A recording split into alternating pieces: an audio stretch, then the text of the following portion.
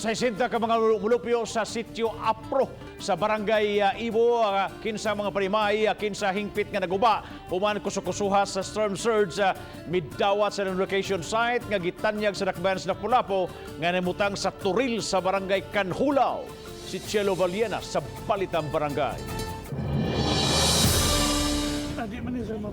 Pipila sa mga beneficiary miduaw sa turil sa barangay Canjulao ganihang buntag aron tan-awon ang dapitin magsilbi nilang relocation site. Aduna nay mga panimay nga gabarog.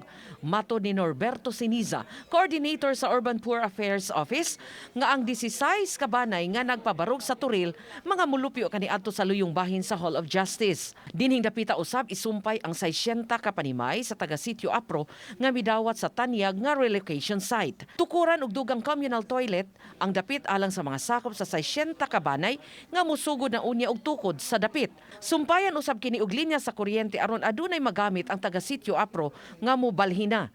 Pipila sa mga mulupyo sa Sitio Apro nga miduaw sa lugar, miingon nga ang 25,000 pesos nga ilang nadawat gikan sa City Hall mo'y ilang gamiton sa hinay-hinay nga pagpabarog sa ilang mga panimay. Samtang gipahibaw ni Celestino Aying, hepe sa Urban Poor Affairs Office, nga ang taga Sitio Apro mao'y unang makabenepisyo sa tukurong socialized housing sa Turil. Kaya bitaw doon na kay sense of security bitaw sa imong kaugalingon nga lahi ka nang mapiling nimo sa nanakay kaugalingong yuta o balay imo na gyud ba? Kaysa magpuyo ka usahay di ka kay mo karon sa ko papaon na ni. Ubos sa socialized housing nga tukuron ubos sa public-private partnership, mubayad og 1,200 pesos ang matag occupant. Matag buwan isip bayad sa unit nga ilang puy-an.